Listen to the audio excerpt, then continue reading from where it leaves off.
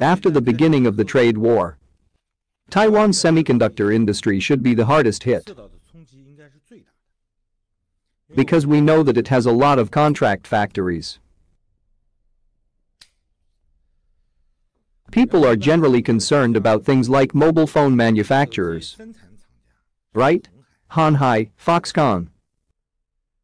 In fact, we all know that mobile phones are mainly chips. And the largest contract manufacturer of chips in the world is TSMC. TSMC currently accounts for more than 50% of the market share. In second place is Samsung, even less than 15%.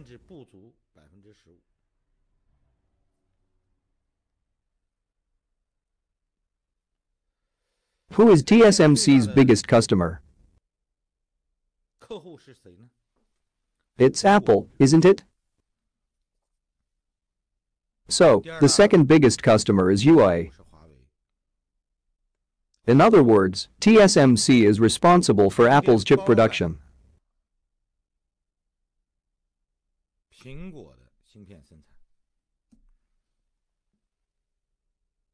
Well, Huawei's high-end computers are designed and developed by Huawei Hayes. Even, some chips are jointly developed with TSMC.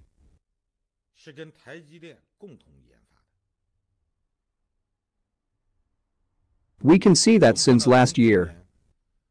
The issue of chip export involving TSMC has attracted everyone's attention. For example, 25% of American technology. Some people are looking for gaps in this American technology, aren't they? Looking for a breakthrough. But really, you can't find much. Because it even includes the hardware and the machine for you. In this way, TSMC has fewer and fewer choices. We saw that last year. TSMC made a very difficult statement. As far as possible, they continue to maintain exports to Huawei in accordance with US law.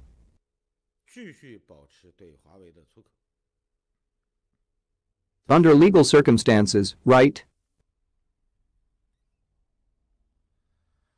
So, 2 days ago, TSMC has just announced that it will open a chip manufacturing plant in the United States.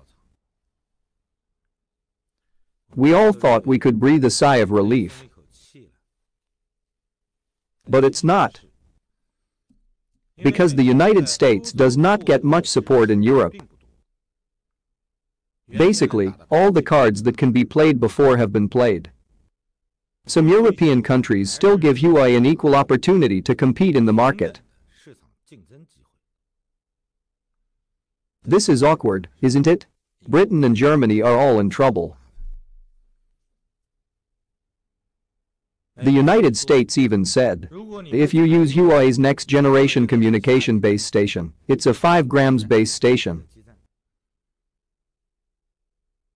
The United States will stop sharing military intelligence with former NATO partners.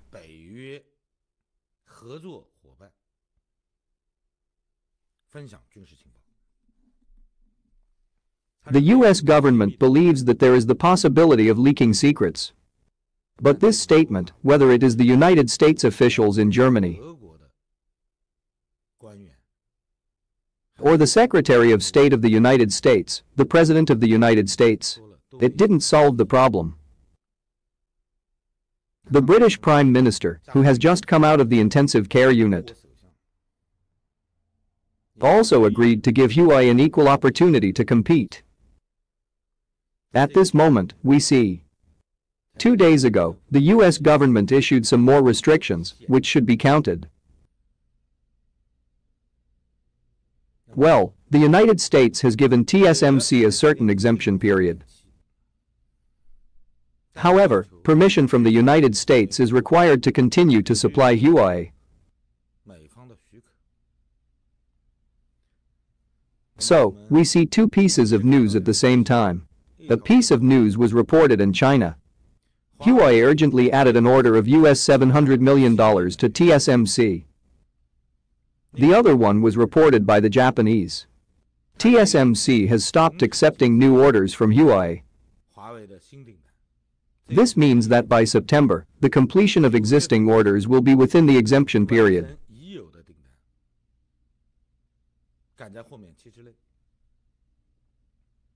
The Americans granted a 120-day exemption. Starting from May 15, TSMC has completed the scheduled order. TSMC will no longer produce chips for Huawei. Huawei now has two alternatives. One is Samsung. As one can imagine. So South Korea is not only a competitor to Huawei, is it? Samsung is its competitor. At the same time, South Korea is also an ally of the United States.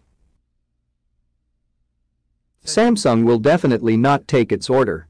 In that case, SMIC is the only one that can receive the order. Whether it is Samsung or TSMC, they are all supported by 5 nanometers and 7 nanometers.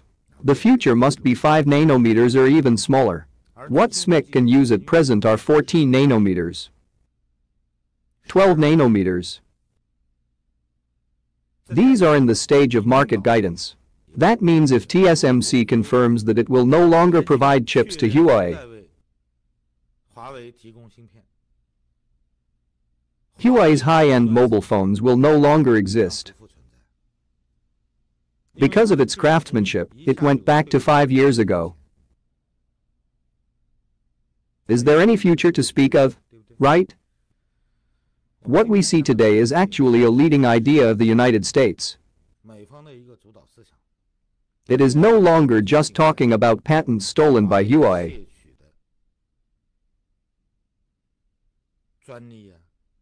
Or Huawei infringes on intellectual property rights. Now, the United States has directly raised it to the possibility of providing services to the Chinese military. With this in mind, we can't talk about it. What we see today is that all of these are quite significant cases in the international contract manufacturing industry.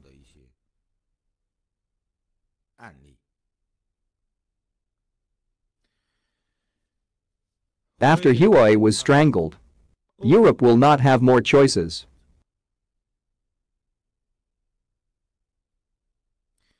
As for Africa and ASEAN, in fact, they don't need high-end chips. Huawei's middle and low-end mobile phones, medium and low-end communication products, intermediate products, including future 5G base stations. For them, the most practical is the low-end mobile phone. The best-selling product in China League should be a product of the level of 2,000 yuan.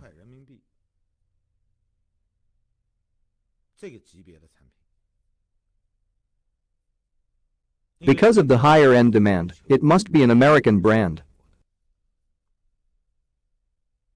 Even if you reduce the price, no one will choose these Huawei products that lack Android and the chips are not maintained.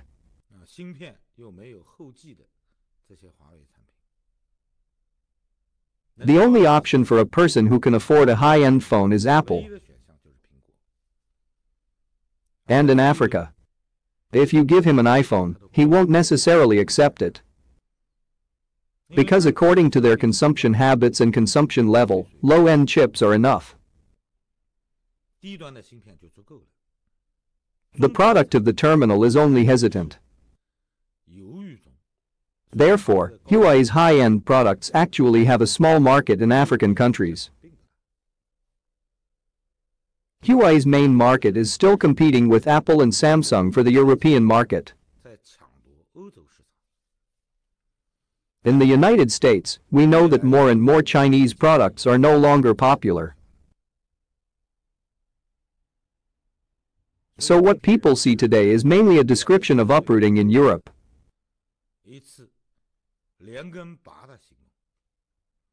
The restrictions imposed by the US Department of Commerce are aimed at the protracted European Union. All European countries use future 5G base stations as bargaining chips to challenge Americans.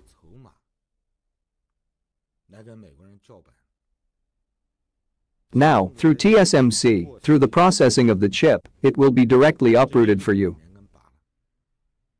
We should take a closer look at this question. What is the ultimate market for Huawei to produce these products using high-end chips? In fact, it is not just aimed at an enterprise, but against this very vague political attitude in Europe. Europe has always wanted to choose more politically, in line with the United States.